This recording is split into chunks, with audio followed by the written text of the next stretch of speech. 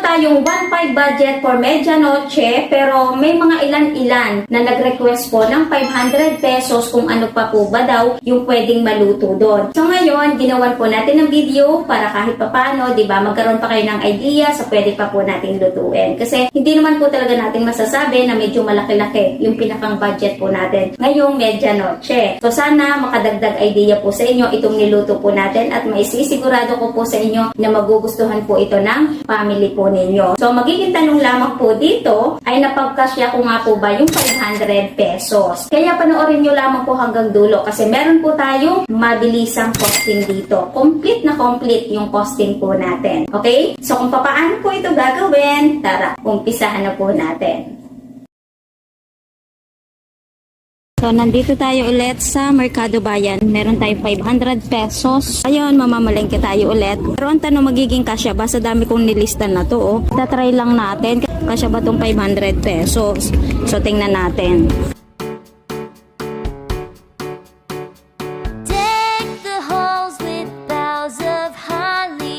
Thank you. Okay, 200 pesos. May 300 pa tayo. La la la la la la la la.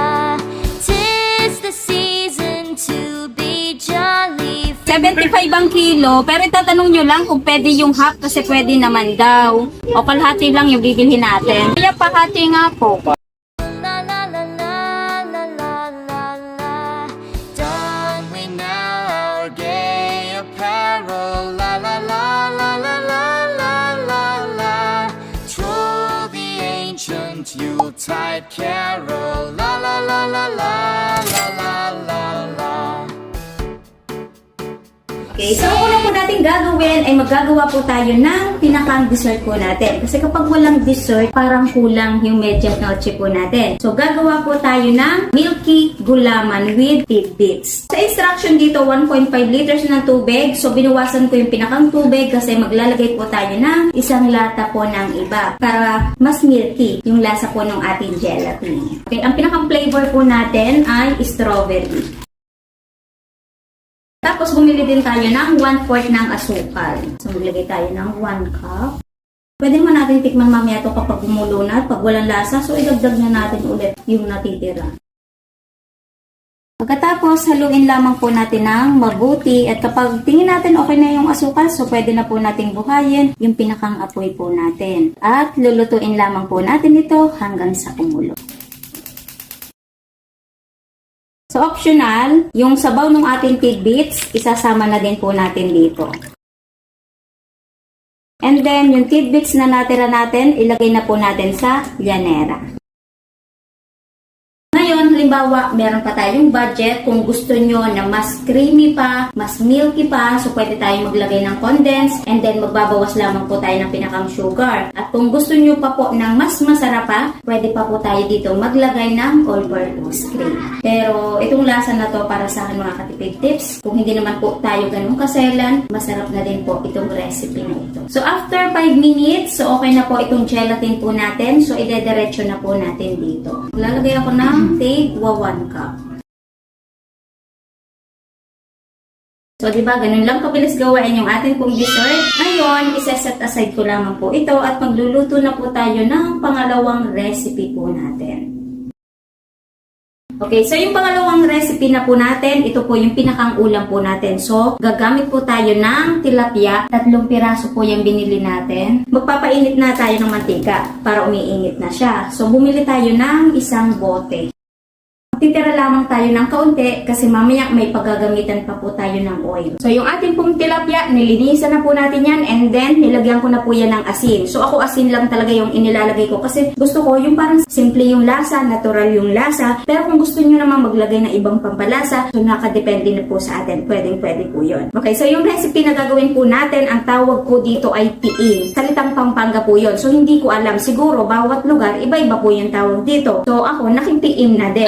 Masarap to mga katipid tips kasi kahit bata, mapamatanda, magugustuhan po ito. Kaya ito yung niluto kong version kasi gusto din to ng mga anak ko, di ba? Para hindi masayang yung lulutuin po natin. Piprituhin ko lamang po ito lahat and then magbabalik tayo kasi gagawa pa tayo ng pinakang sa po nito. Joy to the world, the Lord is come. Let earth receive her King. Let every heart prepare him room, and heaven and nature sing, and heaven and nature sing. Pagkaprito po natin, gagawa naman po tayo ng pinakang sauce po nitong ating tilapia. Papainit lamang po tayo ng kaunting mantika para panggisa po natin. Pag mainit na, igisa na po natin mabilis ito pong ating white onion. So white onion yung ginamit natin, bukod sa mas masarap, mas mura po ang kilo nito kumpara po sa pula. Mas madaming onion, mas masarap. So ito isang tiraso po lamang. Pag-cook lamang po yung luto ng ating onion. So kapag nahalo-halo na natin yan, pwede na po natin ilagay yung ating pong toyo. Okay, so halimbawa, hindi tayo nagtitipid o kaya naman meron tayong oyster sauce sa bahay. So mas masarap kapag merong oyster sauce o kaya ay liquid seasoning. So dahil meron pa tayong konting tirang asukal, lalagay tayo ng kaunti pang balanse dun sa alat. Maglalagay ako ng 5 kalamansi kasi ito po ay malalaki. Ngayon, maglalagay din po ako dito ng tubig para naman hindi ganun kaalat. Tapos maglalagay tayo ng kaunting paminta. So ngayon, iintayin na lamang po natin itong kumulo. And then, titikman na lang po natin kung tama na po sa panlasa po natin. So dahil kumukulo na, ngayon tikman na po natin ito.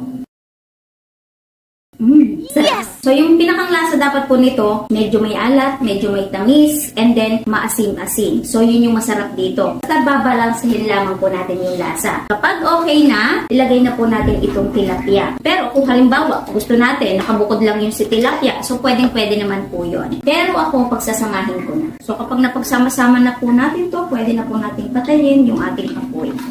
Hindi kasi, hindi naman ginamit kong kawali. Masarap ng amoy nito mga katipid tips. Magugutom po talaga kayo dito. So ngayon, mag-plating na din po tayo. So bumili din tayo ng lettuce kasama din po ito sa costing. So minsan 'di ba, kahit simple lang yung niluto natin, basta naihayin, naiayos natin ng maganda, pang social na din yung ating pong mga inihayin. So, ang kagandahan dito mga katipid tips, kahit ito'y mabukasan, hindi natin ilagay sa ref, so hindi basta-basta masisira, mapapanis. At habang tumatagal, lalo po itong sumasarap. Yes! Okay, so doon sa pinaglutuan po ng ating tiim, doon na din po natin lulutuin yung ating pong kanton. So, hindi ko na siya hinugasan.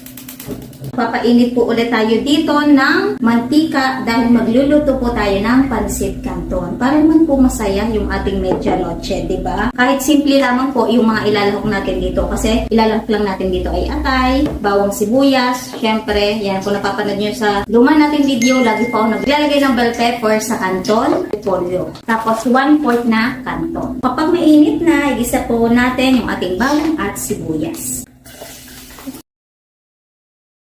Hinanday natin ang sibuyas.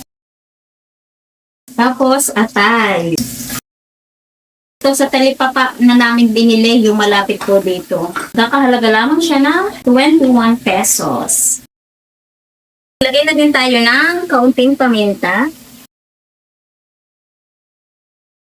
Tapos maglalagay tayo ng isang sachet ng Knorr liquid seasoning para mas masarap, mas mabango. Pero halimbawa kung wala po tayong magagamit ng Knorr liquid seasoning, so yung tira po natin sa tiim, pwedeng ito po yung gamitin po natin. So para medyo mas dark yung ating kanton, maglalagay lang po ako ng kaunti. Para naman po hindi mapaalat. Kasi yung ating kanton ay maalat-alat po yan. Kapag gisang-gisa na siya, pwede na natin ilagay yung ating pong tubig. Lagay lang tayo dito, estimate ng 500 ml ng tubig. Kasi ang gusto ko po sa kanton, medyo masabaw-sabaw. Pero kung gusto naman po natin yung tiga na kanton, so magbabawas lamang po tayo ng pinakang tubig po natin dito. Pag okay na yan, maglalagay na tayo ng pampalasa. So meron ako dito chicken cubes na binili, pero hindi po natin to ilalahat. Maglalagay muna tayo ng kalahati. So kapag kumukulo na, pwede na po natin ilagay yung ating pong kanton. At ito po ay 250 grams.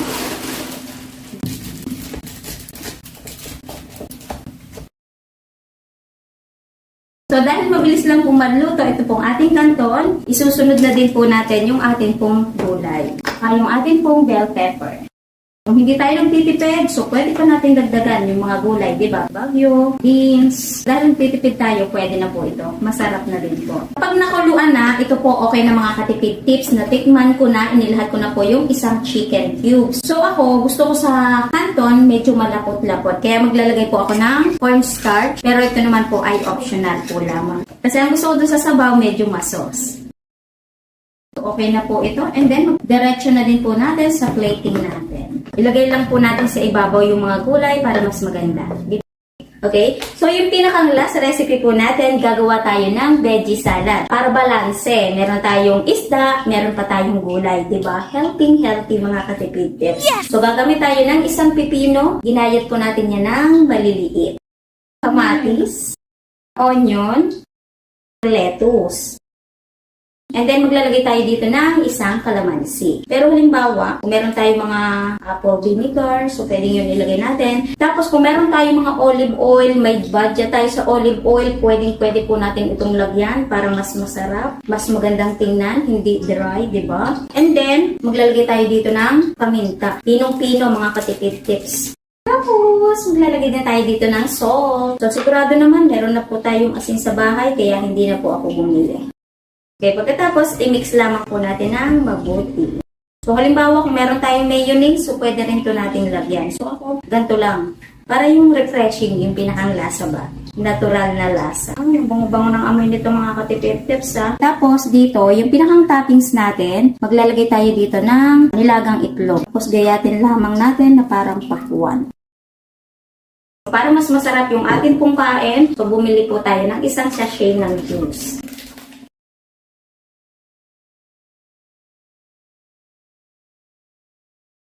So, di ba, ganun lamang pong kabilis gawain, lutuin yung inihanda po natin. So, ngayon, tikman lamang po natin ito ng mabilisan. Kasi mamaya, kakain na din naman kami, sabay-sabay na kami kakain. Yung aking paboritong pansit canton. And then, yung ating salad. Yung ating pong tiing na tilapia. Okay, so unahin na natin itong ating canton.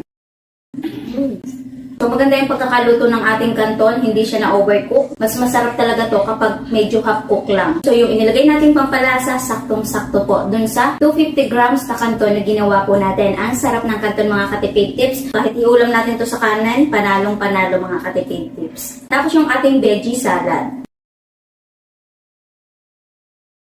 So, dun sa veggie salad natin, ang refreshing ng lasa, ang sarap mga katipid tips. So, kahit ang inilagay lang natin ng pampalasa, asin, paminta, at saka po yung kalamansi, so the best yung lasa ng ating pong veggie salad. At napaka-healthy nito mga katipid tips ha. So, kung mahilig kayo sa gulay, sa salad, itry nyo po yung recipe po natin ngayon. Tapos, itong ating tiim na tilapia, isunod na natin. So, lagyan na natin ng rice.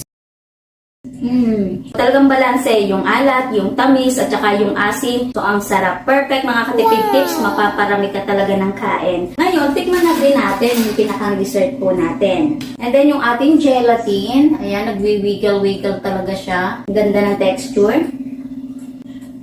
Okay, so kahit hindi tayo dito naglagay ng condensed, malalasa pa rin natin dito yung pagka-milky po ng ating gelatin. So sigurado magugustuhan po ito ng ating mga chikiting. At yung strawberry na flavor, talagang malalasa po natin yon. At yung pinakang tamis, saktong-sakto. Perfect yung ating pong milky gulaman. So hindi na tayo dito nakapag-candies para po sa ating mga chikiting. Pero ito pong ating ginawang gulaman, sigurado naman po ako na magugustuhan na po ito ng mga bagets po natin or ng mga anak po natin. Okay?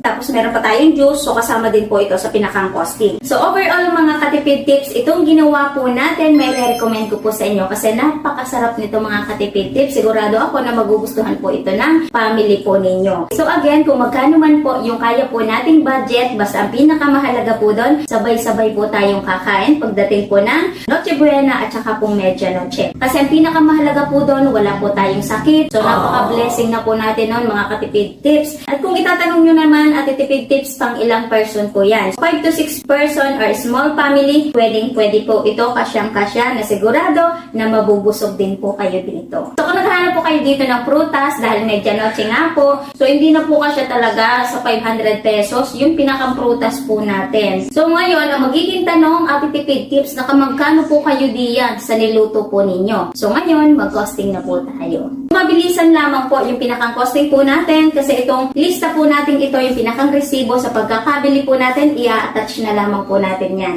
So yung tilapia po natin, 3 piraso, 200 pesos. And then, yung ating pong gulay, 176 po lahat at lahat po ay nagamit po natin. At yung pinakang grocery po natin, 110 pesos po lahat, nagamit din po lahat natin yan. So yung pinakang atay, dito ko na po yung nabili sa may amin, sa Telepapa, paglabas, 21 pesos. Bumili din po tayo ng 2 itlog, 20 pesos. So, ang total ay 527 pesos. Okay, ngayon, meron po tayong rice. So, kung meron na tayong rice sa bahay, so hindi na po tayo bibili niyan. Tsaka yung paminta at tsaka yung asin, so hindi ko na siya isinama sa pinakang costing kasi meron naman po tayo. So, halimbawa, ngayon, kung lahat ay wala, lahat po ay bibilhin po natin. So, yung bigas, 50 pesos. Yung paminta, makakabili po tayo ng 2 pesos, isang sachet sa tindahan. At yung pinakang asin po ay 5 pesos. So, may total siya ng 57 pesos. So, kapag pinag-plus po natin yon, ang magiging total lamang po lahat nitong niluto po natin ay 584 pesos. So, sana itong recipe na i-share ko po sa inyo, nakadagdag idea po sa inyo na pwede po nating ipanghanda ng Pasko at saka bagong taon. At hindi lang po ito basta panghanda lang ngayong Noche Buena and then Medianoche. Kasi pwede po natin itong gawin kapag merong salo-salo yung family po natin, merong mga get-together. So, may i-recommenda ko po sa inyo yung ginawa po natin. So ngayon, uunahan ko na po ulit kayo ng pagbati, advance Merry Christmas and Happy New Year po sa ating pong lahat. So God bless po sa ating lahat, more blessings po ngayong 2026. So kita-kits na lang po ulit sa ating mga next video.